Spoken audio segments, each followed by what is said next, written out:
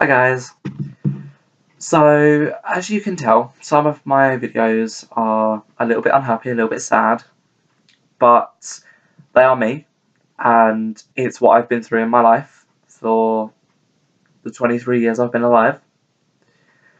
And I wouldn't change any of it, to be honest, because I think everything together has probably made me the person I am today. So all my life experiences that I've learned, I have learned and I've applied to my future so that I don't bring the past into my future or my present. So yes, this is going to be my last getting to know me video. Well, sorry, second from last. And this video, I'm gonna have just a quick chat to you about the only thing in my life that I don't think you guys know about and probably wouldn't expect to hear. And I hope that if anybody is going through the same thing watching this, or somebody knows someone who this has happened to, then I do feel really sorry for them, because I wouldn't wish what I'm about to tell you on anyone. It's the worst thing anyone could go through in life, and if it has happened to you and you want to talk about it, then I'm more than happy to talk to you. My Facebook and everything is on my page, on my channel. Subscribe and like, because after this I'll be doing vlogs. So yeah, I hope you enjoy this video. Well, not enjoy it in a good way, but enjoy my sharing of this experience. Okay, I've babbled too long now.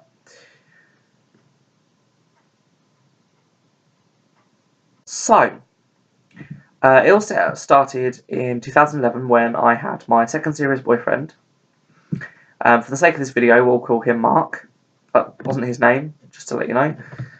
And I don't want to shame him on the internet. Anyway. So yes, 2011 in the February, I met with my boyfriend. And obviously it was the same year I was my granddad, and he was a massive support through all of that. And unfortunately, he was seeing someone else at the time when we first got together. So for a good few months, I was basically an affair. And it didn't faze me at the time, because I couldn't see what it was doing to the other person. I could only see the good side of it from what was happening to me. And in all fairness, he had told me that him and his partner were over and they were only living together until they could sort things out. Anyway, after my granddad's funeral, we decided that we were going to run away together and start living our own life and make something of ourselves.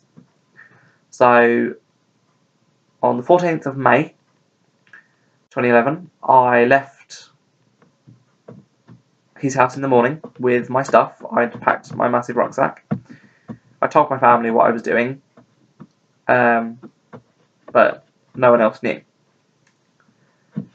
I'd gone to the meeting I had in the morning with my rucksack, and just as I left, they said to me, "Oh, what's the matter? Are you moving or something?" And I was like, "Yes, actually I am. I'm running away to Cardiff to start a new life." And they were like, "Oh, well, good luck to you, and I hope everything goes well." And so I left the meeting. I went to Chelmsford train station, where I met up with my boyfriend and his two dogs. And then we started our long journey to Cardiff. And it was a really weird day. It took us quite a while to get there. And I was under the impression that he'd sorted all the arrangements out for us to have somewhere to stay and everything. And then everything kicked off. And we had nowhere to stay. So we brought a tent. And we were staying on a campsite for a week. Which was lovely. It was a really nice campsite, actually. There was no issues with it whatsoever. we had showers, toilets, all that stuff. We had food, we had the dogs. It was nice, lovely. I thought, oh, well, hopefully he'll have found us somewhere to stay. At the end of that week, he turned around and told me that we had nowhere to live. And basically, we were homeless. So I spent 2 months living on the streets of Cardiff. Starving, no money, not being able to sleep anywhere other than streets and the park occasionally. We'd move around every sort of week and a half. We'd stay in the same place, then we'd move so that people didn't try and tell us to move on, sort of thing. Yeah, we found somewhere to hide our stuff during the day, which was brilliant because it meant we didn't have to carry it around with us. And yeah, it was the worst experience of my life because it was just horrible. We were starving. It was just the worst thing I could ever imagine. We could ever imagine, and I don't regret what happened. I just wish that everything had been sorted out before I went. And we'd have the homeless team come out in the mornings. They used to do breakfast. They used to have a bus that we used to be able to go and get soup and toasties from. And a couple of good-willed people in Cardiff used to go around, one on a Wednesday and I think one was on a Saturday night, bringing hot food and bags of goodies to the homeless people. And unfortunately, we had to have one of his dogs put down because she wasn't very well, and it upset him and it upset me because I'd grown attached to the dog, obviously. And yeah, it wasn't nice at all. With the people that we used to speak to, the people who used to clean the toilets, and we saw his nephew's wedding from afar. But we were really living life, and we used to argue 24/7, and we used to drink, and basically I turned into an alcoholic as well. And I used to smoke at that point, and life was just awful. Just awful. I used to have to sell The Big Issue. That's how bad my life was. I had to sell that magazine, and trust me, it's a lot harder to sell than you think. Especially when you're standing there and no bugger wants to buy it, which is kind of annoying. Kind of can't quite tell what's above my head. No, nothing. Okay. Sorry, I got distracted. Anyway. So, yeah, we went through that. And after 2 months, luckily, with the outreach team, we managed to get one of their flats together. And we were there I was there for about 4.5 months before I finally left. Basically, every weekend we'd go out. We'd do 50, 60-mile walks every weekend. I'd just go out walking and take the dog or leave the dog at home or whatever. I used to get up in the mornings. I used to have my breakfast. I used to watch TV. I used to go to the library. I used to walk around town. Came home, did the cleaning, cooked lunch for myself while my other half was out my other half was out. Other half was out working. So selling The Big Issue still, because neither of us could get a proper job. But I loved it. I loved life. It was amazing. And then that literally was my life for about 4.5 months. I had got everything together. It was amazing. Our flat was perfect. We had everything we ever needed. So many people helped us out. And then came November that year. And I started seeing the side I thought I'd never see of anyone. My other half was abusive, and not in a good way. Well, obviously being abusive isn't a good thing anyway, but not just mentally and physically abusive, he was sexually abusive.